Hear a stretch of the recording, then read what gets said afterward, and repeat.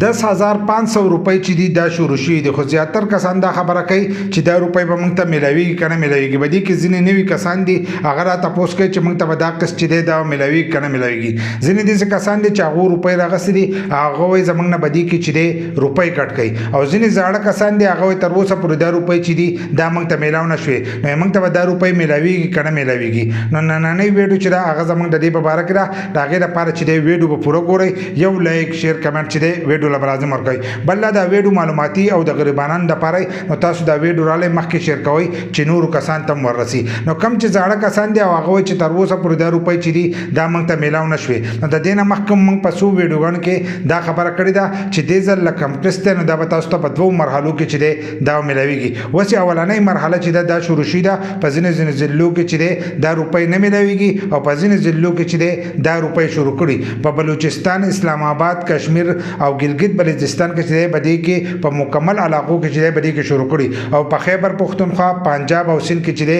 په دې کې ځینې ضلعې دي چې په هغې کې دا روپۍ چې دي دا اوس هم نه میلاویږي. نو کم چې زاړه کسان دي هغه وایي چې موږ ته روپۍ نه میلاویږي، موږ لاړو موږ له روپۍ را نه کړې، نو تاسو د جون د میاشتې پورې چې دی صبر وکړئ. د جون په میاشت کې چې دی دا به ستاسو په اکاونټ کې چې دی جمع کېږي. د دې مۍ د اخر ته اوس دا ورځې چې دي یو څو ورځې پس تاسو په اکاونټونو کې دا روپۍ چې دي دا به جمع کېږي، خو تاسو به د جون په میاشت کې ځئ او خپل روپۍ چې دي دا به تاسو راخلئ. په دې کې ځینې نوي کسان دي هغو رجسټریشن کړی دی، هغه وایي تر اوسه پورې موږ ته دا روپۍ چې دي دا میلاو نه شوه، زموږ د رجسټریشن 8 میاشتې 9 میاشتې چې دي دا وشوه، تر اوسه پورې موږ ته یو روپۍ چې دا نه ده میلاو شي. نو تاسو دې چل وکړئ چې اول خو خپل اهلیت وګورئ، داسې نه چې تاسو رجسټریشن وکړو او دا روپۍ چې دي دا به تاسو ته میلاویږي. تاسو اول خپل اهلیت وګورئ، لاړ شئ زموږ یوټیوب چینل ته، مظلوم یار سپیک چې دی دا په یوټیوب کې سرچ کړئ، زموږ د یوټیوب چینل به راته راشي، هلته اول خپل اهلیت وګورئ. که تاسو اهل یې د دې لپاره نو روپۍ چې دي دا به تاسو ته میلاویږي. که اهل نه نو دا مو وایئ چې زموږ د رجسټریشن کال شو یا دویم کال دی، نو تاسو ته به دا روپۍ نه میلاویږي که تاسو د دې لپاره اهل نه یئ. که بیا اهل یئ نو کېدای چې د دې جون په میاشت کې چې دی دا روپۍ تاسو ته میلاو شي، ځکه د جون په میاشت کې به په زیاتره اکاونټونو کې چې دی دا روپۍ به جمع کېږي. بل که تاسو ته اهل شو کېږي نو د جون په میاشت کې بجټ چې دی دا موزي، نو په راتلونکي قسط کې چې دی دا روپۍ به تاسو ته خامخا چې دی دا به میلاویږي. په دې کې ځینې کسان دا خبره هم کوي وایي زموږ نه چې دی روپۍ کټ کوي، کله چې موږ خپلې روپۍ رالو نو په هغې کې چې دی زموږ نه روپۍ کټ کوي. نو د کومو کسان نه چې روپۍ کټ کړي او یا خپلې روپۍ راله او ستاسو نه بیا هم روپۍ کټ کوي، نو تاسو دې چل وکړئ چې خپل شکایت جمع کوئ.